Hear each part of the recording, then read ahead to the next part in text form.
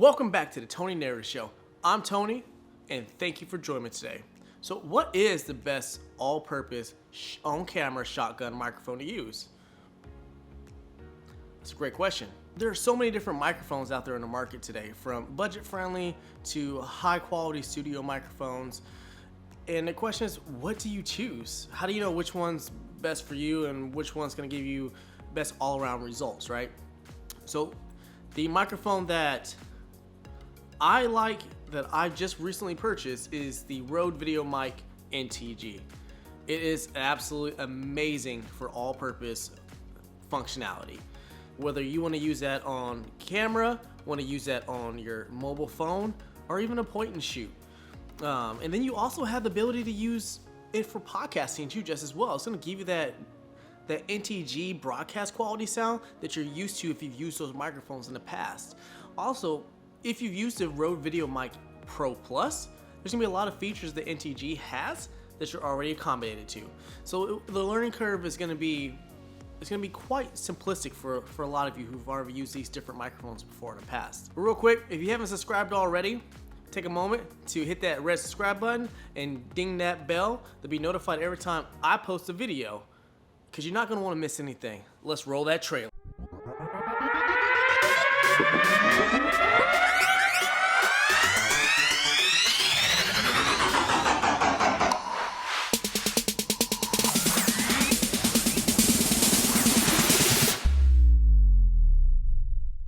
The Rode VideoMic NTG is the latest from the Rode lineup, coming in at $249. And like I said, if you're used to the Pro Plus, the features that the NTG is going to offer to you are going to be quite similar. Also, if you're used to the NTG broadcast microphones, the feature is going to be very compatible with your older accessories, and you're going to be used to that style of boom mic setup with the VideoMic NTG. The VideoMic NTG is going to be a super cardioid polar pattern, so you're going to get audio from directly in front. It's going to limit the audio coming in from the back and block out the audio coming from the side. Now, I've used the VideoMic NTG for a couple weeks now, and the audio I get from the front is crystal clear. It's amazing. You're hearing the audio right now. I'm about maybe arm's length away from the microphone, and the audio you're hearing from this is wonderful. Also too, the one thing that I noticed with other shotgun style microphones, though it picks up audio from the back, is a little bit muffled, and the NTG brings some extra clarity to back pattern noise that you don't have in other microphones. So even though you're behind a camera, you can still pick up good audio that way too, just as well. So if you're a vlogger and you're turning the camera around to get some B-roll shots, but you want to do a voiceover real quick, you can definitely still do that. It won't be the best voiceover. It's better if you're talking directly to the microphone, but you definitely can hear the audio source a lot clearer than in the past.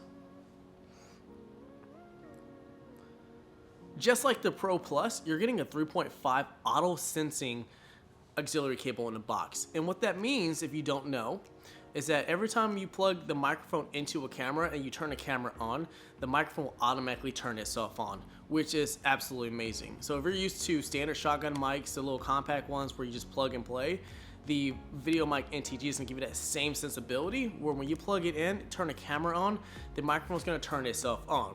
Now, of course, by default, the microphone is set to an off position, so you do have to turn it on manually to get that auto sensing to activate. But of course, if you're not using it with your camera with the 3.5mm cable in there, you can still turn the microphone on and use it elsewise too, just as well. So if you're using it maybe to record directly into a digital recorder, then you just have to remember to turn the microphone on. But it does still auto sense, so it will still more likely turn on depending on your device, right? The other cool thing that they added to the VideoMic NTG that was not in the Pro Plus is USB-C charging. Now, you had a micro USB charging port in the Pro Plus, but USB-C is becoming standard for a lot of devices. A lot of your newer cameras are gonna have USB-C already pre-built in there. You have portable chargers are gonna be USB-C. All the new MacBooks have those darn USB-C ports in there now. Because they just want to save some space, right? But the cool thing about USB-C is that not only can you charge the microphone up to its 30 hours of max battery life, which we'll get to in just a second. You can also use the microphone as an audio source directly into USB-C ports on your iPad Pros, on your MacBook Pros, and any other device that uses USB-C to connect devices. So I like to use USB-C on the MacBook and my iPad Pro to record podcasts or voiceovers directly from the microphone to the USB-C cable to the device. And it auto senses that it's turned on. The light turns green to let you know it's turned on, and it turns blue to let you know it's connected. And it's that simple. I don't need adapters anymore. I can plug this microphone directly into USB-C and record audio. That's, boom, amazing, right? So now it saves me extra stuff to carry. I was carrying a USB-C to 3.5 adapter for my previous shotgun microphone just to record audio directly into my iPad, but I don't have to do that anymore because now I can just plug the mic straight into there. Now you do get a USB-C cable in the box to charge it with, but it's USB-C to USB-A. So if you wanted to use that same cable, you have to buy a little small adapter to go from USB-A to USB-C, which they make them. You can find them for a few bucks on Amazon, and it works that way. But the best results is going to be getting a direct USB-C to USB-C cable without having to use additional adapters. Because that's what we're trying to get away from, correct? Now, the Pro Plus had 100 hours of battery life on there. You got a rechargeable battery inside the box.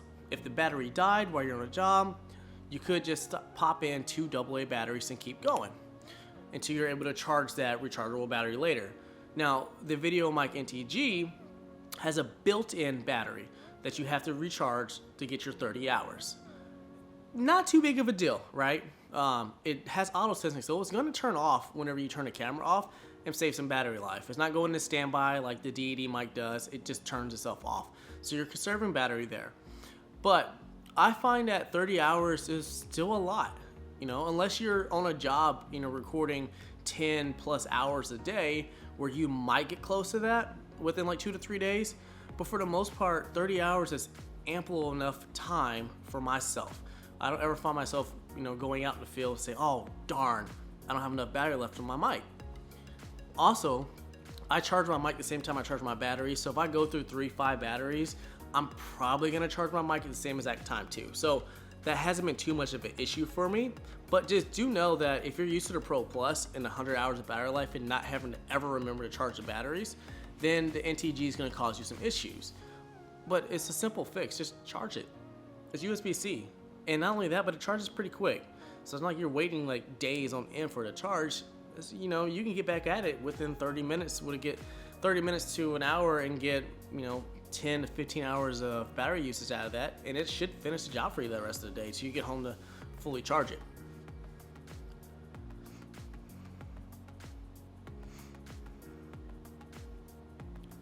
The NTG comes with a lot of the same controls that you had on the Pro Plus. Your minus 20 dB, your safety channel is still on the NTG. Your high pass frequencies, you get, you know, your boost features in there too just as well. But it comes with an additional feature that the Pro Plus does not have. So the biggest issue with the Pro Plus is when you switch from 0 dB to minus 20 dB, that knob, you heard that feedback. And you would have to cut that audio out or make sure you're doing it at a time where you weren't really recording. The VideoMic NTG comes with a stepless gain knob.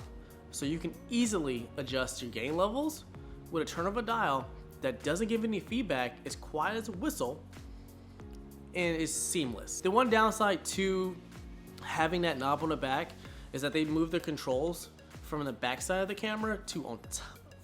From the back side of the microphone to on top of the microphone. So on the Pro Plus, all your adjustments were on the back of the mic. Now they're on top, and you do have to look over and down on the microphone to adjust those if you're holding it to your eye. But not too big of a deal. Usually I find that if I set everything up before I shoot, test my audio and my surroundings, I don't really make those adjustments too often. The only thing I'm doing is just turn that knob. So it wasn't that big of an issue. And if you're using it as a mic on a mic stand for a podcast, then you can still see it on top. So it's a lot closer when it's on top when you're podcasting versus on the back where you got to reach around and then scoot the mic here and there. It's just boom, right on top. Easy peasy. Just like most of the Rode products, it comes with a Rycote shock mount. The main difference between this shock mount and the Pro Plus shock mount is that the VideoMic NTG shock mount allows you to slide the microphone forward and backwards, which is awesome. So if you predominantly shoot video, you probably won't mess with the microphone adjustment on the shock mount too much, but if you bounce between videography and photography, you can easily be on a shoot and you're taking video, and then all of a sudden, boom, you need to take a picture real quick. And it's nice if you can slide that microphone forward out of the EVF or the OVF, whichever one you're using, and put your eye directly up to the camera without dinging yourself in the face with that shock mount every single time. That's amazing. The little details go very, very far, right? So this whole time you've been listening to audio from the NTG. I hope that the sound of this audio gives you a better understanding of what you're gonna get when you purchase it. NTG is only selling at $249, and with that $249, you're getting the wind muff, the sliding adjustable Rycote shock mount, the auto sensing cable, and an aluminum body microphone. Versus the Pro Plus that had that plastic style body. So you're not worried about dropping it or damaging it inside your camera bag anymore because it's built very, very well.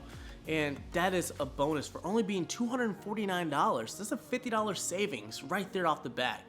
Now, the one thing you don't get inside the package is a dead cat. So if you want a dead cat, Rode does sell a dead cat that's dedicated for the VideoMic NTG.